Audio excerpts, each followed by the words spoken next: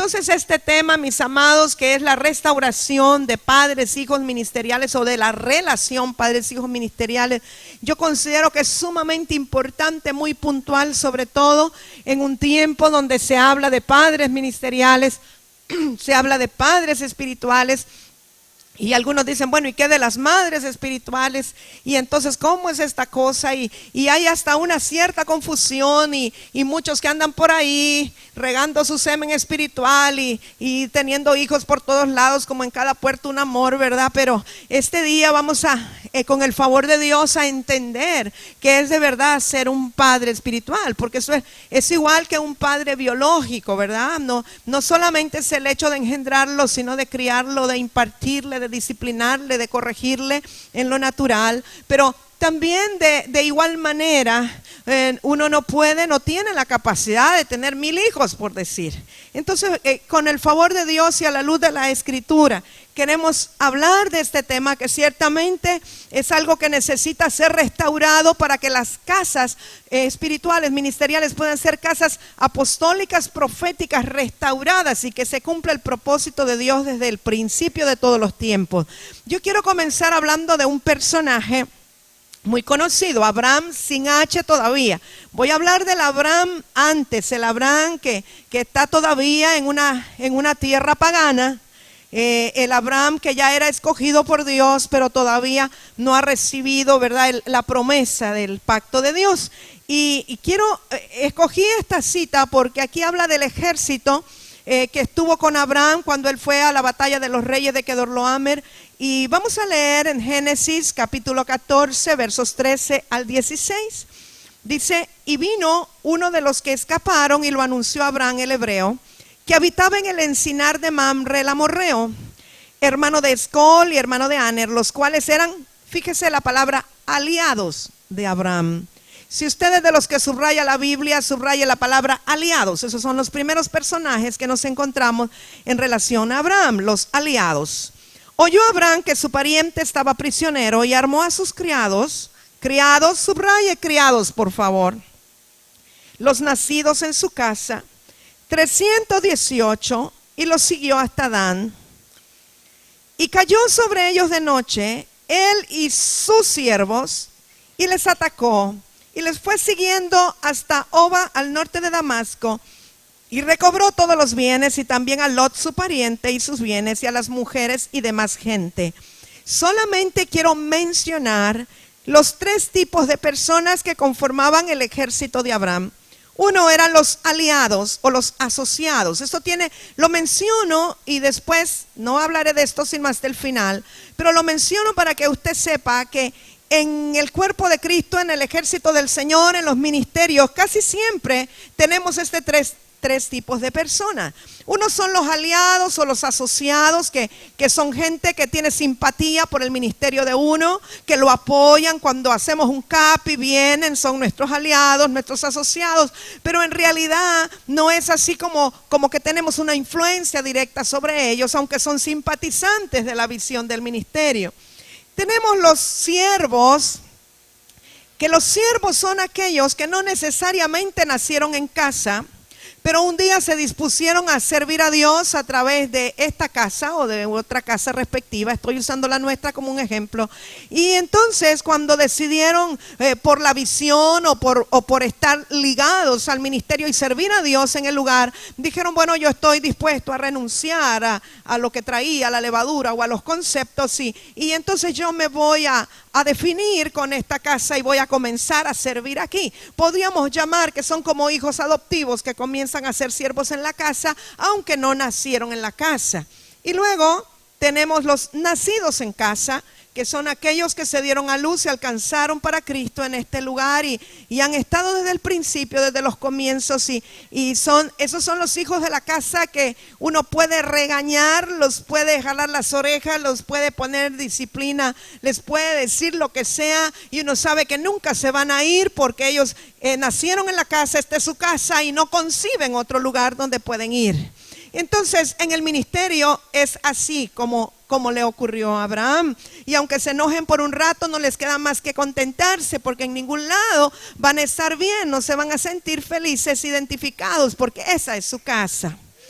¿verdad? Entonces, bueno, gloria a Dios. Espero que haya muchos hijos nacidos en casa. Y entendemos, los nacidos en casa entendemos que no hay casa perfecta, no hay familia perfecta, que los de la casa tenemos muchos errores y los padres cometemos errores, pero al fin y al cabo son los padres que Dios nos escogió y ¿qué vamos a hacer, verdad? Los tenemos que soportar mientras Dios madura a los padres también. Bueno, y entonces ahora vamos a comenzar a hablar del concepto de paternidad espiritual. Eso solo se lo dejé así como un flachazo, así como las películas de ahora que le ponen el final al principio para que usted esté expectante, ¿verdad? Bueno, entonces veamos dónde comienza el concepto de paternidad espiritual en la Biblia.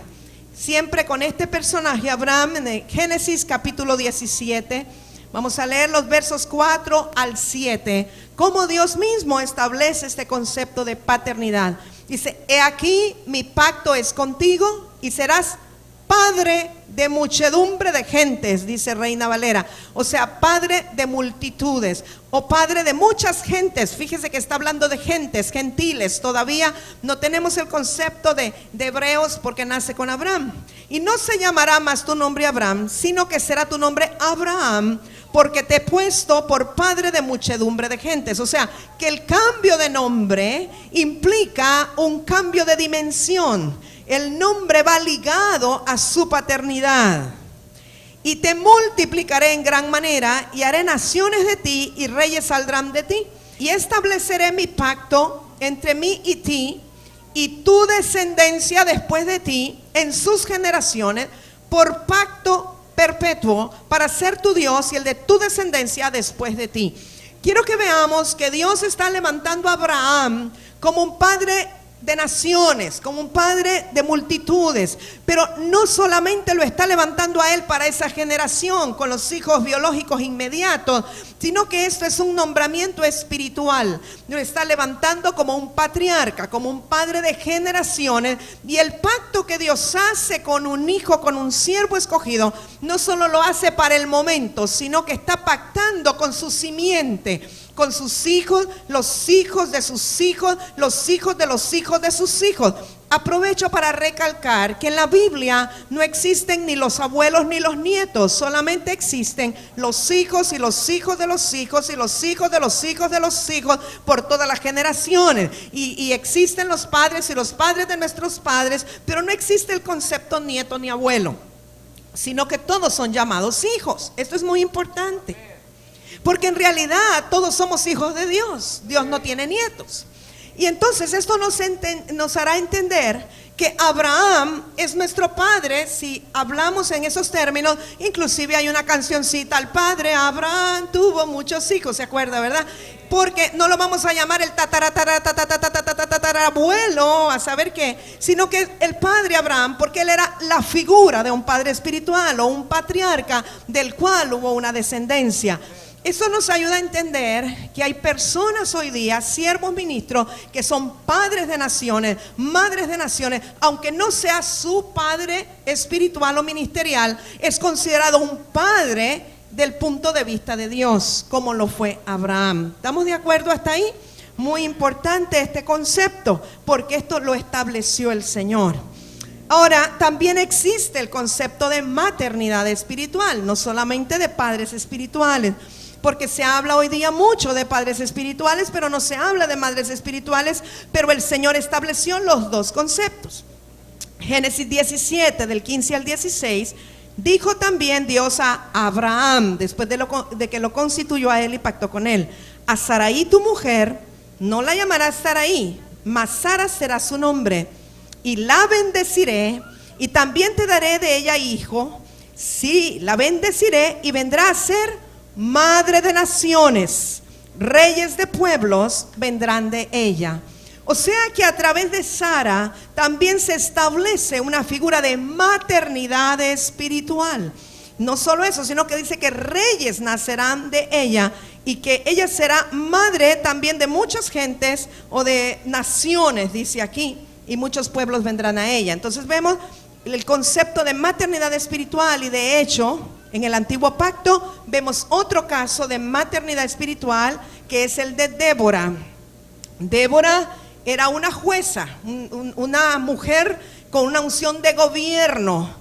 Débora no solamente era una profeta, sí era una profeta, pero tenía una unción de gobierno, y si nosotros traducimos eso a hoy día, era un apóstol, porque era una mujer que se sentaba a juzgar a Israel, hacía juicio sobre la gente de Israel, y ella estaba en autoridad sobre los reyes de Israel en ese tiempo, y los que iban a la guerra y los capitanes de guerra no irían si Débora no estaba de acuerdo, porque la consideraban la autoridad puesta por Dios. Y dice Débora, muy interesante, en Jueces 5:7, las aldeas quedaron abandonadas en Israel, habían decaído, hasta que yo, Débora, me levanté como madre en Israel.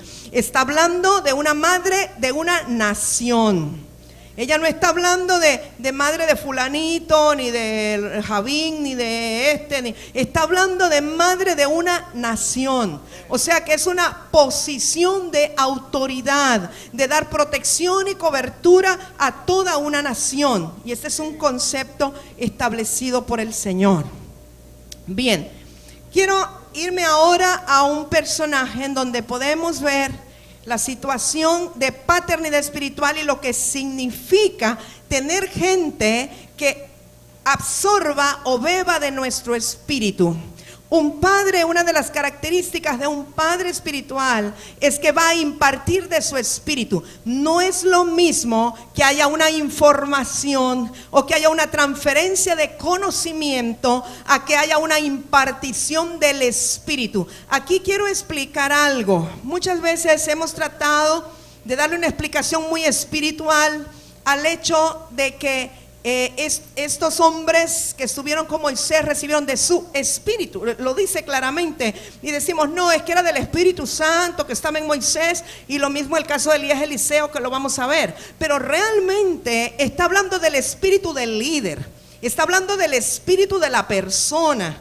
Está hablando del espíritu combativo, del espíritu de excelencia, del espíritu de guerra, del espíritu, ¿qué le digo?, de integridad, de todo lo que conlleva el espíritu o el carácter de un líder, que es impartido a la gente que va a trabajar con uno. Las personas que son hijos de la casa se identificarán porque han bebido de ese mismo espíritu, y donde quiera que los vean, la gente va a identificar que bebieron del espíritu de su líder, no porque hablen el lenguaje de determinada congregación, no porque repitan las enseñanzas, sino porque al beber de su espíritu tienen las mismas actitudes, tienen comportamientos similares, tienen principios que están intrínsecos en el espíritu del líder.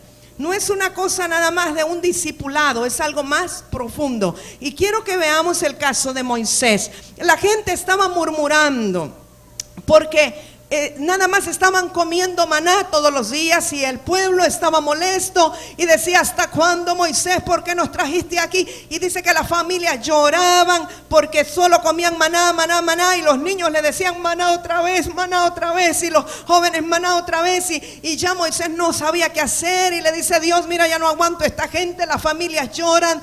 Y entonces dice Números 11 de 13 al 15. Está Moisés: ¿de dónde conseguiré yo carne para dar a todo este pueblo? Porque lloran a mí diciendo: danos carne que comamos. No puedo yo solo soportar a todo este pueblo. Moisés ya no haya qué hacer, no tiene quien le ayude con todo este montón de gente. Me es pesado en demasía. Y si así lo haces tú conmigo, le dice a Jehová, yo te ruego que me des muerte, si he hallado gracia en tus ojos, que yo no vea mi mal. Dios mío, ¿cómo se sentiría de desesperado este hombre, este líder, con la gente mañana, tarde y noche diciéndole que le cambie la dieta, que le cambie la dieta? Y el hombre: ¿yo de dónde voy a darle si solo el Señor es el que manda el maná? Y ya está desesperado. ¿Cómo se sentiría que prefería morir que seguir en esa condición? Pero el Señor tiene una respuesta para todo.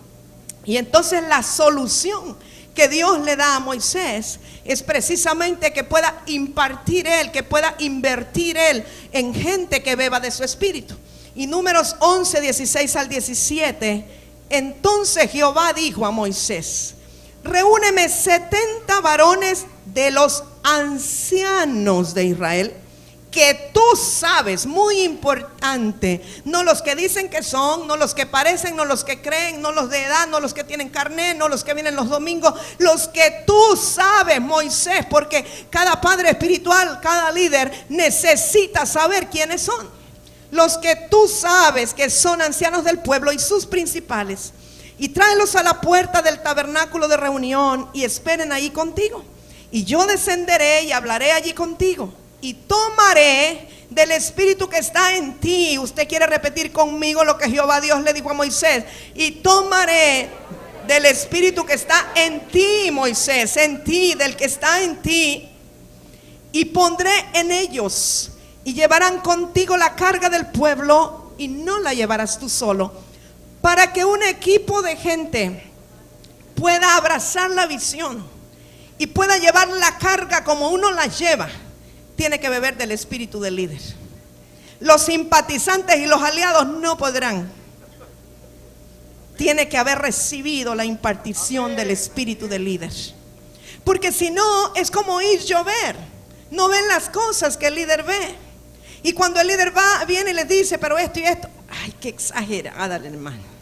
Ay, es que ve cosas donde no hay, porque no tienen el mismo espíritu. Bien importante. Entonces, fíjese qué significa beber del espíritu del líder, o qué significa lo que Dios está haciendo aquí. Número uno, es el líder quien los escoge según los conoce.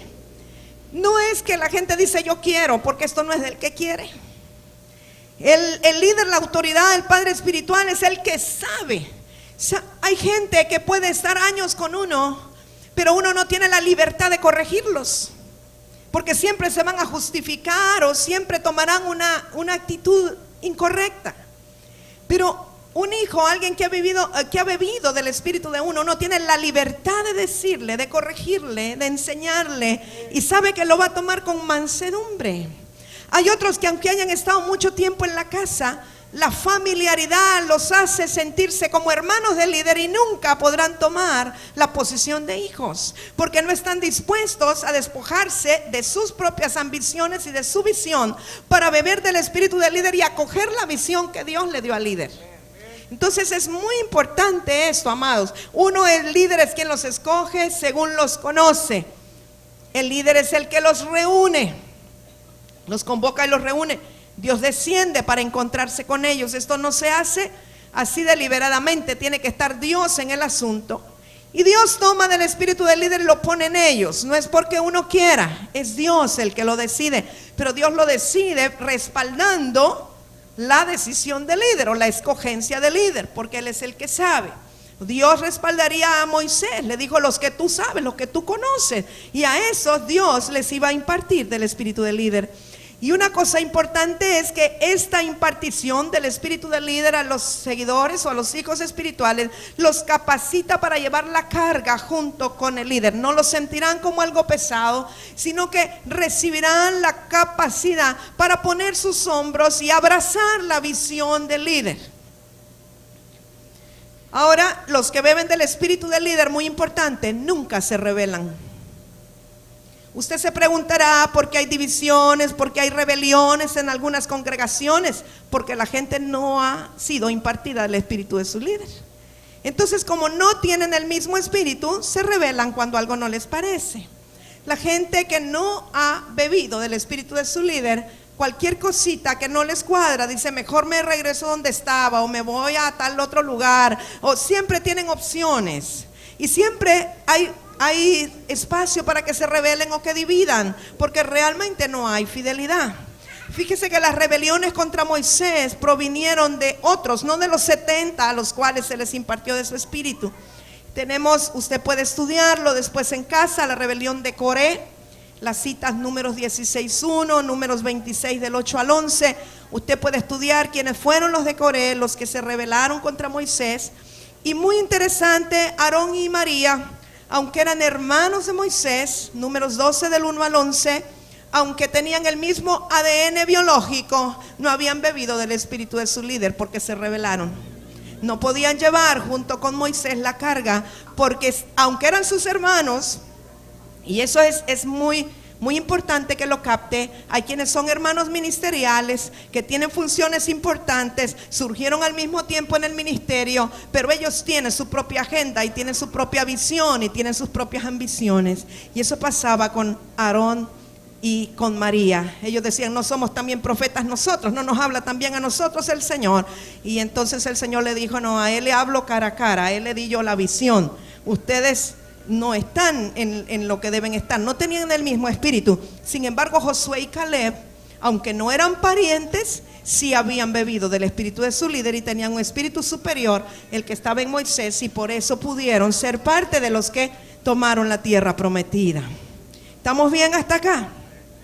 Bueno, ya ahorita ya saben quiénes han bebido y quiénes no. Deuteronomio 34:9. Vamos a ver la relación de paternidad de Moisés con Josué.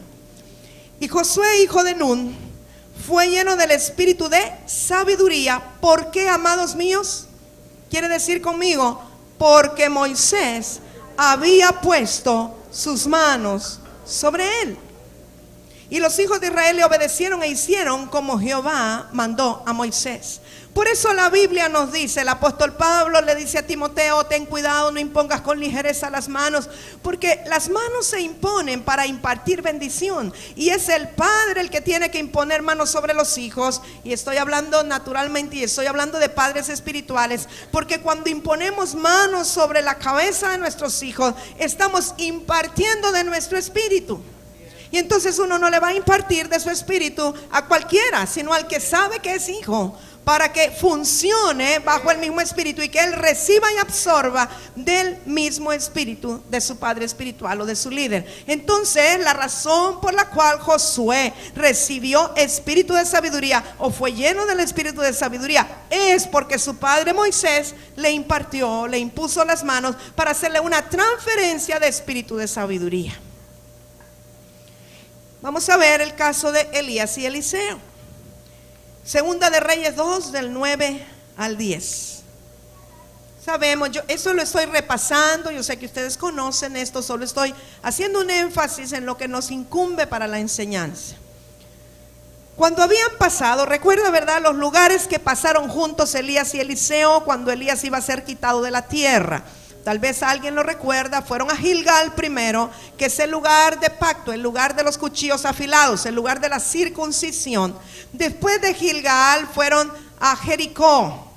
Después fueron a Betel y fueron al Jordán. Hay 4 lugares a los cuales pasaron, y cada uno de estos estadios tiene una representación importante en el espíritu. Así es que van juntos, y dice, cuando habían pasado, Elías dijo a Eliseo, pide lo que quieras que haga por ti antes que yo sea quitado de ti. Y dijo Eliseo, quiero aclararles que en este momento ya Eliseo tiene como 10, 12 años de andar sirviendo a Elías. Quiero decirle que la relación padre-hijo no es instantánea, tiene que cultivarse con la relación y la impartición constante y continua. Viene de una comunión de espíritu a espíritu, de estar recibiendo los principios del Padre espiritual. No es solo que sí lo engendré, pero para llegar a una relación de esta naturaleza, donde el padre le deja un legado, una herencia, un manto a un hijo, tiene que haber habido un tiempo de caminar juntos, donde Eliseo ya aprendió cómo Elías usa el manto, cómo Elías hace los milagros. Él está constantemente, día y noche, con su padre espiritual, sirviéndole solamente, y habiendo renunciado a las yuntas de bueyes y a lo que tenía para dedicarse a servir al siervo de Dios, al ministerio de Elías.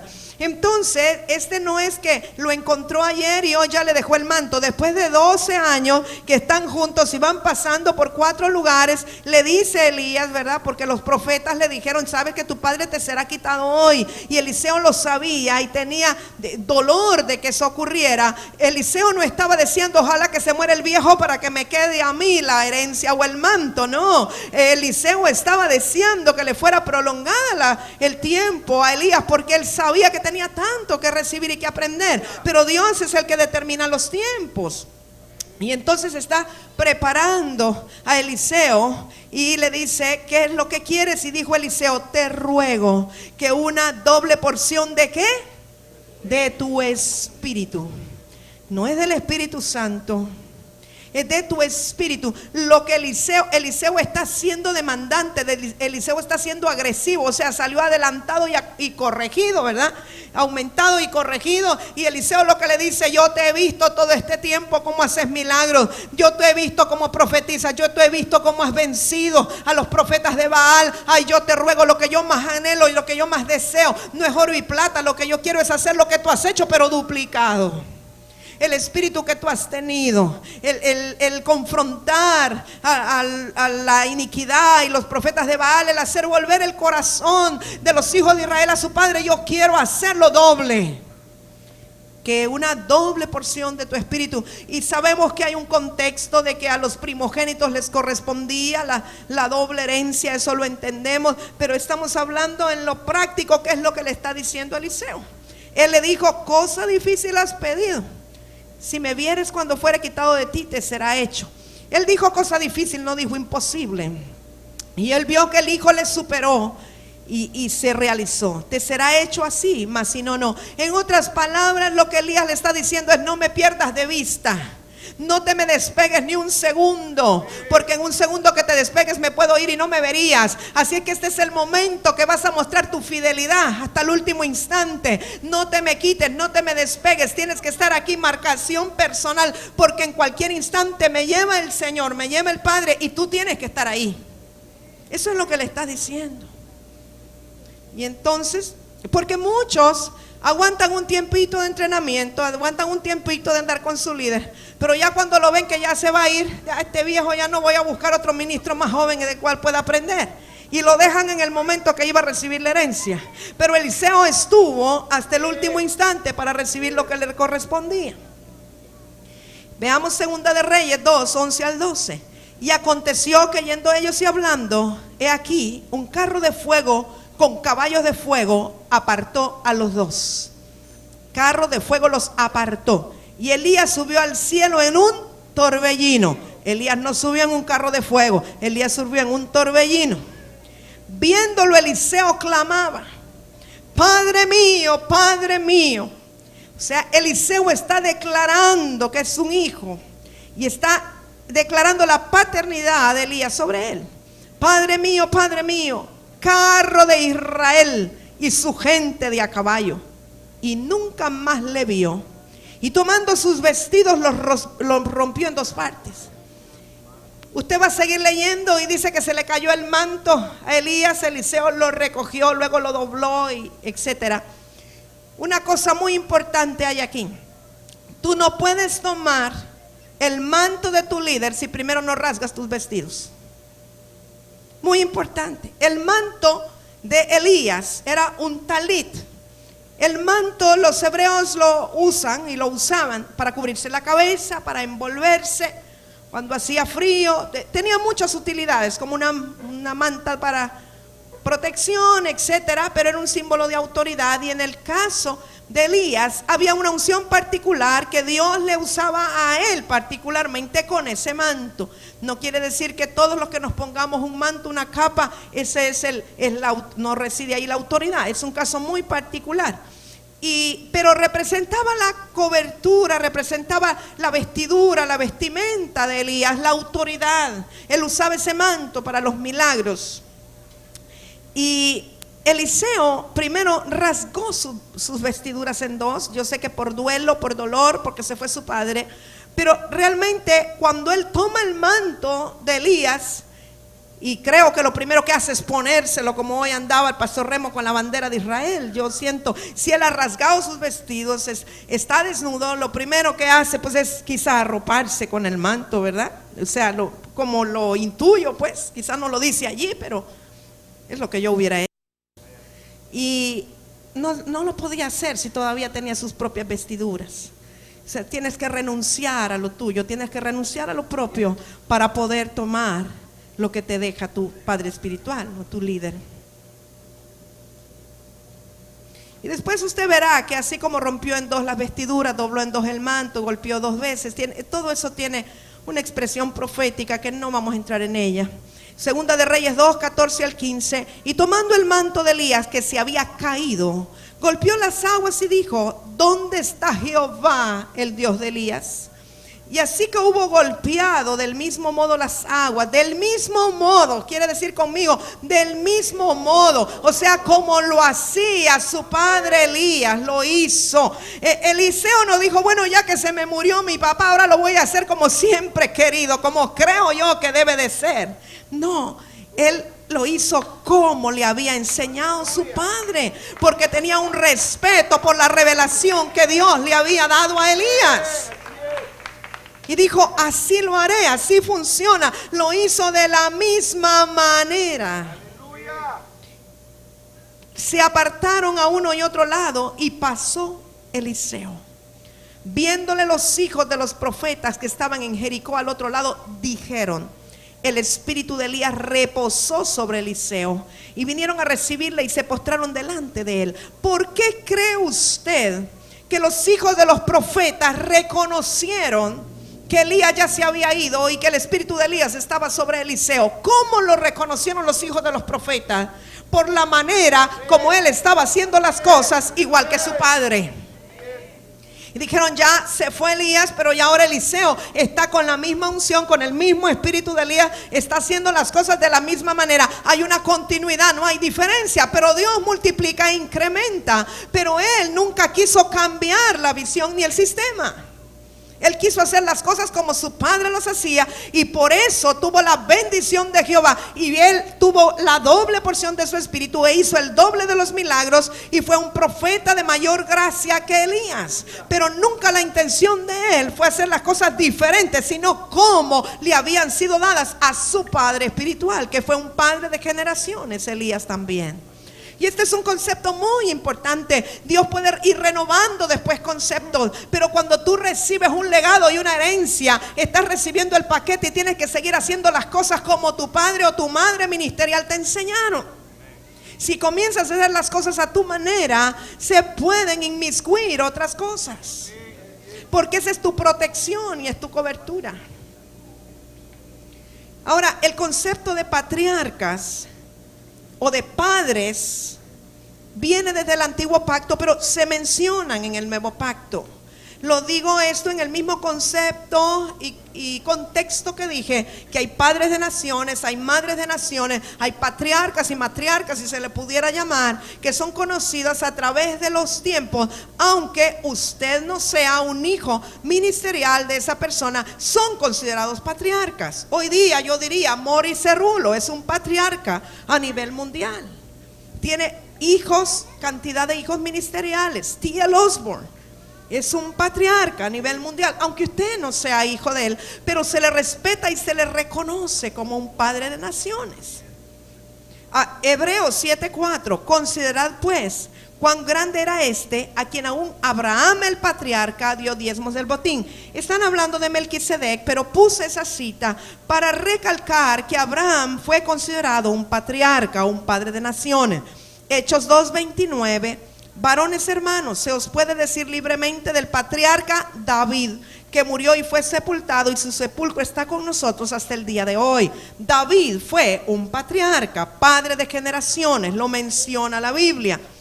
Y Hechos 7:8. Y bueno, y sabemos que los valientes de David que estuvieron con él en la cueva fueron sus hijos ministeriales, que después de estar endeudados y entristecidos y todo, fueron restaurados por la unción y la impartición de David. Pero es considerado un patriarca de generaciones. Y Hechos 7:8. Y le dio el pacto de la circuncisión, y así Abraham, está hablando de Abraham, engendró a Isaac y le circuncidó al 8º día, e Isaac a Jacob, y Jacob a los 12 patriarcas. O sea, los hijos de Jacob, que son los jefes de las tribus de Israel, son considerados patriarcas. Esto solamente para reforzar el concepto de patriarcas.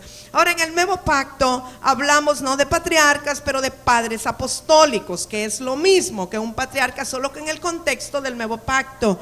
Ahora quiero decirle algo, No necesariamente todas las personas que están bajo un apóstol, bajo un ministerio apostólico, son sus hijos, porque hay apóstoles que pueden estar liderando una red y no todos los de la red son sus hijos ministeriales, aunque estén bajo su apostolado. Y después vamos a ver las diferentes relaciones ministeriales que existen para que haya una claridad. Pero quiero hablarle del concepto de padres apostólicos, que lo dice el apóstol Pablo a los Corintios en el capítulo 4 de la primera carta a los Corintios, y vamos a leer versos 14 al 17.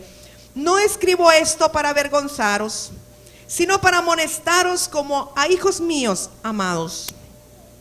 Porque aunque tengáis 10,000 años en Cristo, años es lo mismo que tutores, es lo mismo que mentores o pedagogos, es lo mismo, depende en qué idioma usted lo vea.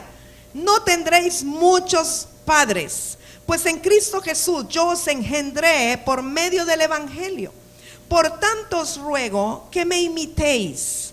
Por esto mismo os he enviado a Timoteo, que es mi hijo amado y fiel en el Señor, el cual os recordará mi proceder en Cristo, de la manera que enseño en todas partes y en todas las iglesias. Aquí hay mucho que hablar. Cuando el apóstol Pablo le dice a los corintios, sino para amonestaros como a hijos míos amados. La palabra hijos en el hebreo, aunque esto nosotros lo leemos del griego, pero en el hebreo la palabra que usaron es la palabra ben. Ben es un hijo y es un hijo amado. Abajo cuando dice que ha enviado a Timoteo, que es mi hijo amado y fiel, está hablando de otro tipo de hijo, de un hijo var. O sea, hay dos términos en el hebreo, uno para hablar de hijos en general y otro para hablar del hijo cercano a su corazón, como Juan lo fue con Jesús, el que se recostaba en su pecho, al que él considera de verdad hijo nacido de sus lomos, al que le puede delegar la herencia, el legado ministerial, al que sabe que puede confiar en él, aunque los otros también los haya engendrado en el Evangelio. No es lo mismo ser un padre que te engendró en el Evangelio porque te dio el Evangelio de Cristo y tú lo recibiste y tú te salvaste a través de eso, a que seas un hijo amado del corazón, que el padre ministerial siguió sembrando en ti, siguió corrigiéndote, está pendiente, aunque tienes ya una iglesia, aunque estás en otro lugar, pero allí está porque sabe que compartió contigo cosas esenciales del ministerio. Entonces Timoteo era un hijo muy especial para Pablo. Por eso era que lo enviaba a él, aunque los demás los consideraba hijos en el Evangelio. Nunca ninguno llegó a tener la condición que Timoteo tuvo para el corazón de Pablo. ¿Qué era lo que le daba esa garantía? Dice, por esto mismo os he enviado a Timoteo, que es mi hijo amado y fiel en el Señor. Fidelidad es algo que caracteriza a los hijos que uno tiene cercanos al corazón. Sabe que son fieles en las buenas, en las malas. Sabe que donde quiera que estén van a poner en alto el nombre del Señor y se van a identificar con su padre espiritual o con su líder. Fiel en el Señor, pero sobre todo Él les recordará el proceder en Cristo.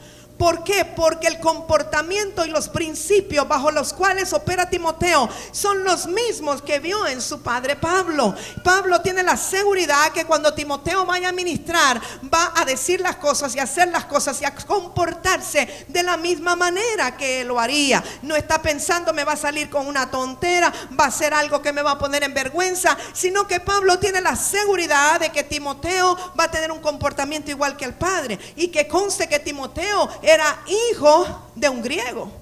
Pero cuando Timoteo vino, o sea que él tenía otra cultura, pero cuando vino a ser hijo de Pablo, Pablo lo circuncidó como una señal de que él estaba cortando con su bagaje cultural griego y lo estaba incorporando a una nueva dimensión espiritual.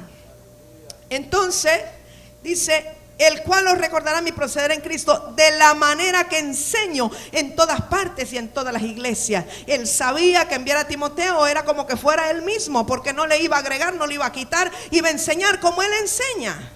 Y eso le daba una garantía y una seguridad a la gente que recibía a Timoteo, porque si es como que venga Pablo, enseña igual, no hay diferencia, no hay contradicción, no hay conflicto, es lo mismo. Su actitud, su proceder es el mismo. Ahora, habla Pablo de que uno puede tener 10,000 años si quiere, o sea, puede tener 10,000 mentores, puede tener 10,000 maestros que le enseñen, pero no puedes tener muchos padres. Uno es el que da la vida por ti, uno es el que, bueno, Cristo la dio, entendemos, pero que imparte su vida y su espíritu en ti. Uno es el padre que te forma, que te corrige, que te da, que te hace ver lo que está mal. Aunque tengas muchos mentores y muchos padres, normalmente cuando vienen ministros, predicadores, apóstoles, siervos ungidos del Señor, muchos se vuelven locos queriéndoles dar regalos, invitándolos a salir, a atenderlos a comer, y quizás haces cosas con ellos que no haces con tus padres, y eso no está bien. Tú tienes que honrar primero a tu padre y a tu madre. No invites a un predicador extranjero a comer a un lugar donde nunca has llevado a tus padres. No le des un regalo, una ofrenda a alguien, a un mentor, a un ayo que nunca le has dado a tus padres, porque tu primera responsabilidad es honrar a tus padres. Amén. Sí, amados, aunque no nos guste, la cosa es así. Tienes que honrar primero tu casa. Tienes que honrar primero a los que de verdad te han criado y te han soportado y te conocen en las buenas y las malas y te aman con las buenas y las malas. Los mentores, los ayos, los tutores, los predicadores vienen y te dan una palabra linda y te dicen todo lo lindo que quieres oír y te envían a las naciones, etcétera, pero quien queda bregando contigo son tus padres. ¿Sí o no? Y es muy importante que entendamos y sepamos discernir la diferencia. A mí me engendró en el Evangelio una mujer de Dios y les di el testimonio el domingo pasado, la profeta, maestra, pastora Isabel de Cartín. Una mujer que desde que yo la vi tan maternal, yo la sentí como que en ella había ese amor de madre. Y cuando ella comenzó a predicar el Evangelio y comenzó a predicar en verso, eso, olvídese, yo impelida por el Espíritu fui inmediatamente a recibir a Jesús, fui sanada. Fue algo tremendo para mí. Ella me engendró en el Evangelio y vino después a dar enseñanzas y dar algunos seminarios, y yo fui impartida por ella como maestra, pero ella estaba en otra nación. Y entonces el apóstol y profeta Ángel Hernández para mí fue de ahí en adelante mi padre, no solo un mentor, sino mi padre. Él nunca me llamó hija, porque ni se usaba, no se estilaba, pero para mí él era mi padre. Y él me amaba como a la hija que no tuvo, porque solo tuvo hijos varones. Y él me impartía de todo, no tenía secretos. Nos pasábamos semanas solo yo oyendo y recibiendo y con la grabadora, y me mandaba cassettes y me mandaba las respuestas y había aquella unidad. Siempre me impulsó. Siempre me dijo: usted no necesita, hermanita en Mamelia, no necesita que nadie le enseñe, el Espíritu Santo le enseña. Porque yo le decía: yo quiero que usted sea mi cobertura, mi autoridad. Y sabe, el Señor no le dejaba ni ponerme las manos. Muchas veces yo estaba esperando que orara por mí y me decía: dice el Señor que en directo te va a ministrar, dice el Señor que él es. Y era un hombre guiado por el Espíritu. Nunca le importó que yo era mujer, siempre me levantó, me impulsó, y fue mi padre. Y el día que él partió, para mí fue duro, pero Dios me dijo que él iba a partir. Y fuimos con Rigo al hospital Viera, donde él estaba. Y él nos bendijo, nos ungió y nos dijo: continúen el ministerio que yo comencé. Y grabamos las palabras que él nos dijo. Y tuve el privilegio de escribir un libro de muchas de las enseñanzas de él que no estaban allí. Y aunque sé que tiene sus propios hijos biológicos y ministeriales, yo siempre consideraré que él fue mi padre, ¿verdad? Y eso no es como que lo puedes reemplazar. Eso fue y así fue, y no lo puedes cambiar, no lo puedes reemplazar. Y Dios en su misericordia siguió enseñándonos, ministrándonos a través de tantos mentores que hemos tenido, y bendigo a Dios por la vida de ellos, que muchos de ustedes los conocen: el apóstol, la profeta John y René Parol, que los conocemos hace más de 20 años y han impartido en nuestras vidas muchísimo. Pero nadie puede tomar el lugar del que fue el Padre. Y han conocido tanta gente que ha pasado por aquí, que ha sido de bendición. Amigos ministeriales como la profeta Nerea, amigos de ministerio, mentores como el apóstol Gerson Erchila, como el hermano Yuhani, tanta gente. Pero es muy difícil que tú le dejes a alguien la posición que tuvo un padre. ¿Ves? Eso es algo que es una vez en la vida. Y es difícil que puedas reemplazar eso. Es muy difícil.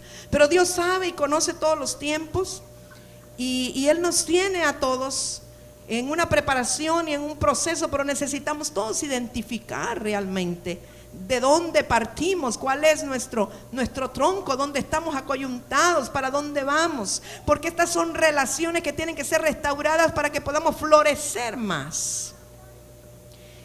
Y seguimos con lo de padres apostólicos, hablando del apóstol Pablo en Gálatas 4, 13, 14, 19 y 20. Y yo quiero que vea lo que es un padre que no solamente engendra en el evangelio, sino que quiere ver a los hijos en madurez. Y le dice el apóstol Pablo, le puse dos etapas, están separados, primero los versos 13 y 14 y luego los 19 y 20. Dice: pues vosotros sabéis que a causa de una enfermedad del cuerpo os anuncié el evangelio al principio. Muchos dicen que él tenía un problema en la piel, no lo sé. Y no me despreciasteis ni desechasteis por la prueba que tenía en mi cuerpo. Hazte bien, me recibiste como a un ángel de Dios, como a Cristo Jesús. Entonces vemos que Pablo les predicó el evangelio a los Gálatas, y en ese sentido eran sus hijos espirituales porque recibieron el evangelio a través del apóstol Pablo. Pero luego el apóstol Pablo, allí mismo en el mismo capítulo y versos 19 y 20, se dirige a ellos como hijos y les dice: hijitos míos, por quienes vuelvo a sufrir dolores de parto.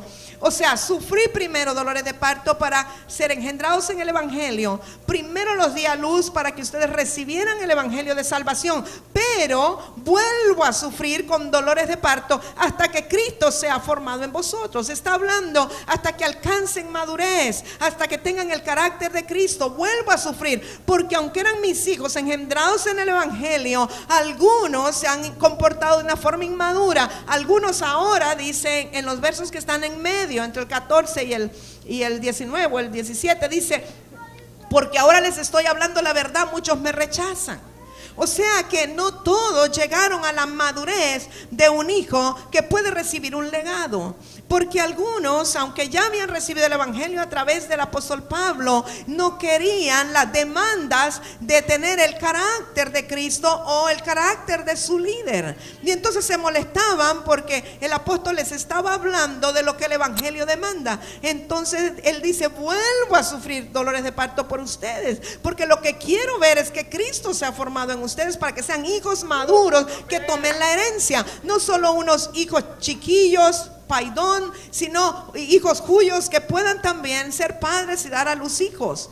Quisiera estar con vosotros ahora mismo y cambiar de tono, pues estoy perplejo en cuanto a vosotros. O sea, él está escribiendo y les dice: quisiera estar ahí enfrente para agarrarlos del cuello y ver qué es lo que les ha pasado. Estoy perplejo, me tienen enojado, por no decir otra cosa. ¿Cómo es que los engendré y estoy sufriendo dolores de parto por ustedes? Ustedes no quieren. Quisiera estar allí, ¿verdad? Para hablarles de otra manera. Entonces, para que sepan que la función de un padre no solamente es el engendrarlos en el evangelio, sino que hacerlos que lleguen a ser los hijos maduros con el carácter de Cristo, cercanos a su corazón, que puedan, como Timoteo, transmitir las cosas tal y como él se las enseñó. O sea, hay hijos, pero hay de hijos a hijos, ¿verdad? Ahora veamos Pablo y Timoteo. ¿Qué dice Pablo de Timoteo? Filipenses 2, 19 al 22. Esta es una relación de paternidad muy especial. Espero en el Señor Jesús enviaros pronto a Timoteo, para que yo también esté de buen ánimo al saber de vuestro estado. O sea, Pablo tiene la seguridad que cuando Timoteo llegue donde los filipenses, las cosas les van a cambiar, porque es como que él mismo fuera. Pues a ninguno tengo del mismo ánimo y que tan sinceramente se interese por vosotros. ¿Por qué Timoteo era del mismo ánimo y se interesaba por ellos? Porque había bebido del espíritu de Pablo y hacía las cosas como Pablo lo haría. Porque todos buscan lo suyo propio, no lo que es de Cristo Jesús. Porque, ¿qué está diciendo? Porque todos los demás hijos que tengo, los que engendré en el evangelio, porque todos los otros colaboradores, porque todos los otros discípulos, cada quien busca su propia visión y su propio ministerio, porque cada quien está viendo en qué se puede beneficiar. Pero Timoteo es diferente. Timoteo se somete y se niega a lo suyo propio para que lo que Dios me ha encomendado a mí se realice. Hay de hijos a hijos. Pero ya conocéis los méritos de Timoteo, que como hijo a padre ha servido conmigo en el evangelio. O sea, Pablo no decía esto de todos los demás. Timoteo era un hijo especial y Pablo lo reconocía. Entonces el apóstol Pablo no solamente fue un apóstol, no solamente fue un maestro, no solamente fue un pastor, fue un padre. Pero sabe, la Biblia menciona por lo menos 38 discípulos que tuvo Pablo, y seguramente tuvo otro montón, pero se mencionan 38 si usted los busca. Pero solo a 3 llamó hijos, aunque en términos generales decía hijitos amados que los llevé en el evangelio, pero a 3 les llamó hijos. Timoteo el primero, y usted puede ver las citas: 1 de Corintios 4:17, 1 de Timoteo 1:2, 2 de Timoteo 1:2. A Tito, que una vez le dice hijo en Tito 1:4, y habla de Onésimo, que lo engendró en sus prisiones, y eso lo menciona en la carta a Filemón en el verso 10, porque Filemón no tiene más capítulos. Solo estas 3 veces le llama particularmente hijos. O sea que un apóstol puede tener muchos discípulos, puede tener a muchos que engendró para salvación en el evangelio, pero hijos maduros son pocos. Ahora, si terminaron allí, vamos a ver, vamos a casi que a volver a lo que le hablé primero en relación a Abraham, y vamos a hablar un poquito de los tipos de relaciones ministeriales. El primer tipo de relación ministerial que vamos a mencionar es el de amigo a amigo. Nosotros tenemos muchas veces amigos en el ministerio que nos consideramos iguales, nos consideramos como al mismo nivel, que estamos pasando las mismas cosas, las mismas luchas, quizá tenemos las visiones afines, pero también tenemos la relación de mentor a discípulo que hemos mencionado, la relación de apóstol a ministro, y por último la relación de padre a hijo. Son 4 tipos de relaciones que yo quiero mencionar brevemente y que tenemos que conocer y saber hacia dónde nos enfilamos. Las 4 son importantes, no digo que no sean buenas y que no sean importantes, pero hoy nos estamos enfocando en la relación de padre a hijo, aunque voy a mencionar las 4 relaciones. Amigos ministeriales, pues amigos ministeriales producen amigos, es una relación de amigos. Nos reunimos para compartir, nos reunimos para comer, nos reunimos para intercambiar o para hacer reuniones juntos o para apoyarnos en actividades. Somos amigos ministeriales. El amigo ministerial te va a decir lo que a ti te gusta oír. Tú llamas al amigo cuando quieres que te digan algo bueno, lo que tú quieres oír, ¿verdad? No lo que te interesa o lo que te conviene, sino lo que tú quieres oír, que te endulce el oído el amigo. El amigo te escucha, pero no te corrige. Te escucha y la pasan bien, pero no vas a esperar corrección del amigo ministerial. Y luego el amigo te reafirma. Ay, sí, hermano, hágalo, yo lo apoyo, no se preocupe, eso es de Dios. Hacelo, te reafirma, te hace sentir bien. Pero el amigo no está interesado en formarte. Esa no es su función, esa no es su misión. Él no va a dar nada para formarte, porque sencillamente son aleros de ministerio, son amigos, son compañeros, ¿verdad? Para pasar momentos juntos, y los llamas cuando tienes un problema y, ay hermano, mire que tengo una campaña y no tengo equipo. No se preocupe, ya sabe que lo que está aquí es suyo. Venga, mande por él, mire que me puede apoyar. Claro que sí. Esos son los amigos ministeriales, y esas relaciones son necesarias y son buenas, ¿sí? Ahora tenemos la relación de mentores. Los mentores siempre producen discípulos. Nosotros a través de la escuela de ministerio somos mentores de muchos y se producen discípulos. Ahora, los mentores cubren en nuestra vida un área en la cual ellos tienen especialidad o tienen experiencia. Nosotros hemos visto, por ejemplo, vamos a decir el caso del doctor Canet, ha sido un mentor aquí para muchos. ¿Cuál es su área? La fe, activación de fe, ¿verdad? Prosperidad, sanidades, milagros. Esa es un área en la cual él ha podido ser un mentor. Y encontramos diferentes mentores en diferentes áreas, pero ellos solo pueden cubrir el área donde ellos tienen experiencia o donde ellos son fuertes en su ministerio, ¿sí? la hermana Nerea en la función profética, el apóstol Byron en lo apostólico y en el fundamento de la palabra. Y entonces cada uno aporta aquello en lo cual tiene una especialidad. Ahora, normalmente los mentores son maestros o pedagogos para niños pequeños, es decir, mientras estás en el proceso de crecer, tú necesitas a ellos, necesitas mentores, necesitas pedagogos. Llegará un momento que el Espíritu de Dios te da la revelación de la palabra y entonces comienzas a fluir de otra manera. Y los mentores casi siempre vienen a tu vida por un tiempo. Los mentores casi nunca se quedan por todo lo que dura tu vida ministerial, sino que incursionaron en etapas de tu vida para formarte en un área, ¿verdad? Por ejemplo, los hermanos de Pacheco, el área fuerte de ellos, la intercesión por Israel, la sanidad interior, estuvimos tan ligados con ellos, fueron mentores. La hermana Lupe, los respetamos, son siervos de Dios, nos dieron de lo que tenían por una etapa, y luego Dios trae otros y nos enriquece cuando nosotros tomamos lo que Dios nos da a través de los diferentes mentores. Entonces los mentores casi nunca están para toda la vida. Ahora, los apóstoles producen ministros o líderes. Un apóstol no es para producir ovejas.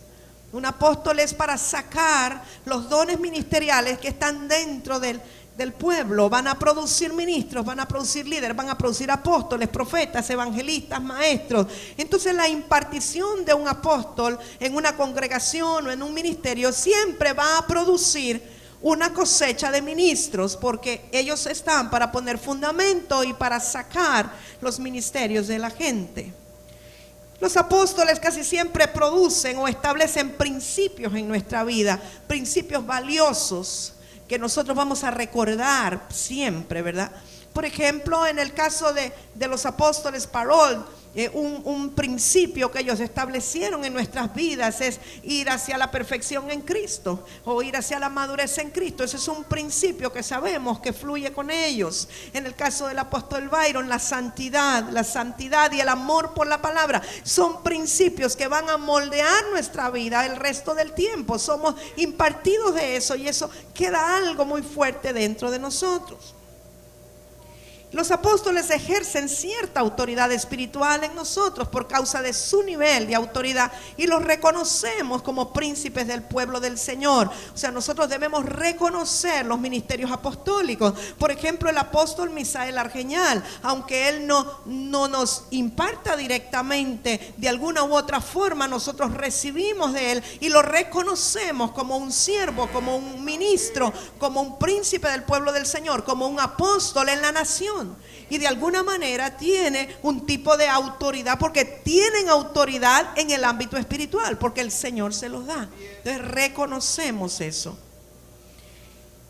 Y los apóstoles normalmente nos hacen atraer a nuestra vida lo que admiramos en ellos. Aunque no sea un apóstol directo de la casa, si usted ve, vamos a decir, el apóstol Ronnie Chávez, el apóstol Harold Caballeros, que también ha tenido alguna influencia en nosotros, usted admira cosas en ellos y uno quiere atraer a la casa lo que admira en ellos. En determinado momento admiramos mucho en Avance Misionero lo de las artes y lo atrajimos porque considerábamos al apóstol como una autoridad espiritual, y aquello que admiramos lo quisimos atraer, y eso pasa.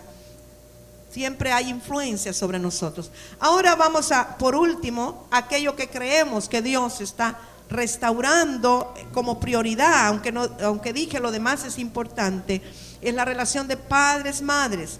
Los padres y madres ministeriales producen hijos, no pueden producir otra cosa. Pablo nunca le dijo a Timoteo mi profeta amado, nunca le dijo mi evangelista amado, nunca le dijo mi pastor amado, ni mi discípulo, dijo mi hijo amado. Entonces los padres producen hijos. Los padres y las madres imparten de su espíritu a sus hijos.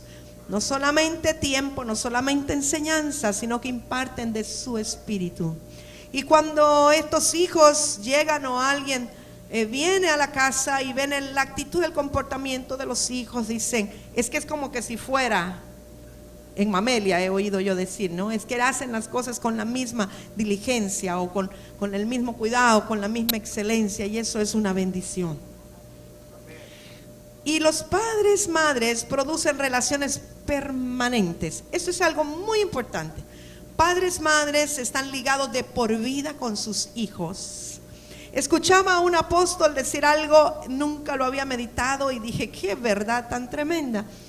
Usted en la vida va haciendo relaciones que cuando terminan, caducan, uno dice, por ejemplo, alguien que estuvo en una empresa por muchos años y se refiere al que era su jefe, dice mi ex jefe. Alguien que estuvo casado y ya no está, dice mi ex esposo. Pero nunca usted va a decir mi ex hijo, ni nunca va a decir mi ex padre. Tu padre es tu padre siempre, tu madre es tu madre siempre, y tu hijo será tu hijo toda tu vida. Esa relación es eterna y es de por vida. Entonces son ligaduras permanentes en el espíritu. No lo puedes romper, no lo puedes deshacer. Es divino, es producido por el Señor. Eso nunca lo puedes deshacer. Hay hijos aquí de la casa que son hijos y ahora están siendo pastoreados por pastores de la casa, pero nadie quita que siguen siendo mis hijos. ¿Me explico? Tienen la impartición del Espíritu, aunque estén siendo pastoreados por hermanos mayores de la casa. Y los padres y las madres siempre dejan herencia y legado. Los padres y las madres siempre levantan a los hijos y le dejan una herencia. Nunca están para quitarles, sino para darles y darle del Espíritu del Padre. Y mencionamos de algunos que quizás no nacieron en la casa cuando hablamos del ejército de Abraham, pero que estuvieron dispuestos a renunciar. Y me viene en este momento el ejemplo de Fátima, que ustedes la conocieron. Fátima no nació en esta casa, ella nació en la casa de mi padre, del apóstol Ángel Hernández. Allá fue engendrada en el Evangelio. Pero cuando ella vino a nuestras manos, transferida por el hermano Ángel, ella renunció inclusive a lo que lo ligaba a la casa e hizo un acto como cuando uno adopta a un hijo de la casa que va a ser su verdadero hijo, y comenzó a internalizar todo lo que estaba en mi espíritu. Y ella para mí es un ejemplo muy claro de alguien en quien yo impartí mi espíritu. Y aunque ella esté ahora en Jalpa de Méndez, y que bueno fuera que pudiera un día escuchar este cassette o este video, no importa en qué nación esté, pero ella tiene los genes espirituales míos y de esta casa. Es una verdadera hija en donde se reconoce. Ella no enseña nada que no haya aprendido de mí. Ella, como copastora que está, manda a pedir todas las enseñanzas. ¿Sabe? Ella prefirió dejar ropa. Ella, cuando se fue a México, dejó muchas cosas, artículos, pero su maleta y su tesoro eran todos los libros míos de discipulado, eran todos los cassettes, todos los videos. Esa es su colección. Ella no se nutre de otro lado y ella enseña cómo aprendió de su madre espiritual. Y esa iglesia está siendo levantada con una unción profética y apostólica muy especial. Y ella siempre dice, estoy sedienta, mándenme, y está una y otra vez repasando. Entonces ese es un hijo que aunque no nació en la casa, pero fue integrado totalmente a la casa. Entonces yo creo que Dios está queriendo establecer esas relaciones permanentes. Él no quiere que sean relaciones temporales, sino que algo que sea eterno. Y yo lo último que quiero dejarles es los hijos. ¿Qué entonces? ¿Cuáles son las características de los hijos? Número uno, los hijos admiran a sus padres. Un hijo o alguien que dice ser hijo, pero está pensando, ay, si la hermana cambiara tal cosa, lástima que el hermano Rigo no es muy sociable, o lástima que él no se para a predicar. Si nosotros ponemos peros, realmente no estamos admirando a nuestros padres y estamos inconformes con ellos. Nuestros padres son nuestros padres y hemos de admirarlos con lo bueno y lo malo. Tratamos de disimular lo malo, pero admiramos lo bueno de Dios, ¿verdad? Entonces siempre admiran a sus padres. Aquí hay muchos que nacieron en la casa, pero se alimentan todo el día de radio y de prédicas de muchos otros ministros y nunca oyen nada de la casa. Entonces realmente no admiran a sus padres, admiran a otros padres ministeriales, lo cual está muy bien, pero tienen que definirse para saber de qué fuente van a beber. Porque si usted se está nutriendo de otra fuente, realmente no admira a sus padres, porque ya toma como nada la palabra o la enseñanza o la instrucción o la visión que sus padres le han estado impartiendo, o ya está aburrido o no tiene ningún respeto o admiración por ello. Y aquí mismo en el campamento usted va a los diferentes departamentos de que recepción, qué sé yo, otro lado, y lo que está oyendo son prédicas de otros padres ministeriales, y entonces es medio difícil, ¿verdad? Es como que, ¿sabe cómo se siente? Como que el esposo llega a la casa y la esposa está leyendo las cartas de amor del exnovio o de un admirador. Es lo mismo, ¿sí o no? Pero es verdad. Entonces, si no admira a los padres, usted no es hijo. Si admira más a otros padres, y qué bueno, pero defínase en la casa donde va a servir. ¿Sabe? Los hijos siempre imitan lo que admiran. Y cuando hablamos de imitar, no en el sentido que quizá lo hemos tomado aquí occidentalmente. Imitar en el sentido que está dicho en la palabra cuando Pablo le dice a Timoteo: imitad de mí lo que viste de mí. Está hablando de internalizar principios sobre los cuales va a caminar. No está hablando de imitar formas. No está hablando de que, ay, como la hermana Emma ahora se viste de pantalones, me pongo pantalones. O porque se anda el pelo de lado, me lo pongo de lado. Si se lo pintó, me lo pinté. No tiene nada que ver con eso, porque esa es su personalidad. Está hablando de que usted haga propios y suyos los principios que le ha impartido su líder, y usted los hace como él o ella lo hace: integridad, fidelidad, devoción a Dios, pasión por el Señor, XYZ, amor por la palabra, etcétera, ¿verdad? Eso es imitar, no las formas, sino lo interno. Y el que los hijos hagan o imiten esto de los padres les hace ser fieles.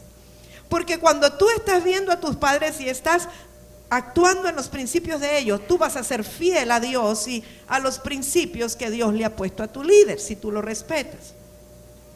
Los hijos honran a sus padres, y honrar tiene que ver también con finanzas.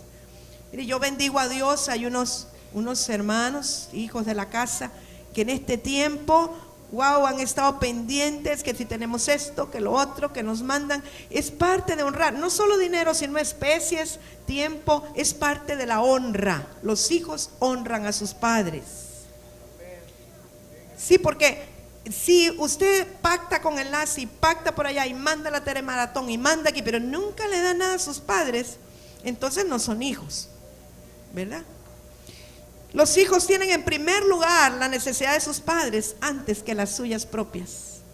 Yo conozco hermanos aquí que con sus padres biológicos han dicho: yo primero le quiero hacer una casita a mi mamá, por decir un ejemplo. Y tal vez ellos no tienen, pero quieren que su mamá tenga una casita decente y han sacrificado lo suyo y se va a hacer para después. Con los hijos ministeriales, los padres ministeriales es igual.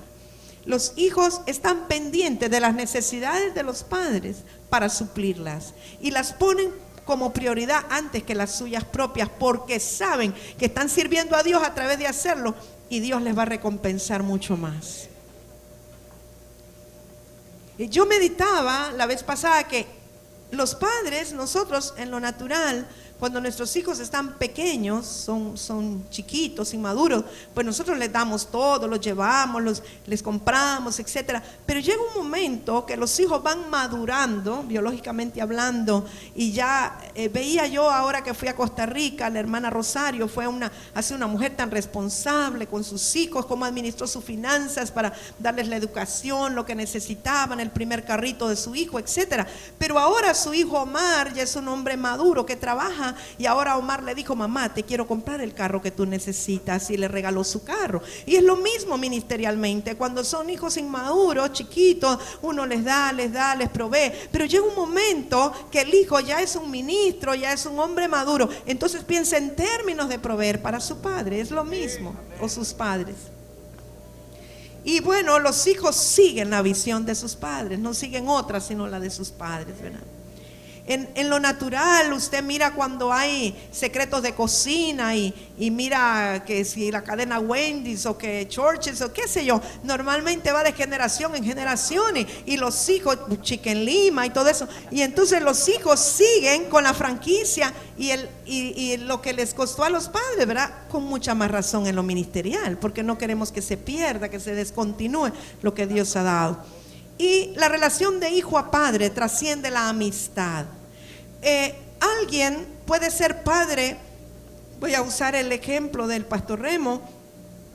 El pastor Remo es padre espiritual del hermano Javier Pérez. Y aunque tengan la edad similar y aunque hayan sido compañeros de trabajo, cuando hay una relación de padre a hijo, eso trasciende la amistad. O sea que la amistad no llega a ser nunca la relación de un padre a hijo. Y aunque sean de la misma edad y de la misma camada y del mismo gremio y del mismo trabajo, el hijo necesita reconocer que no es por edad, sino que debe un respeto y una sujeción al padre. Igual el padre tiene que tratarlo como hijo, no como un camarada, no como un alero, no, sino que de padre a hijo para establecer la relación correcta.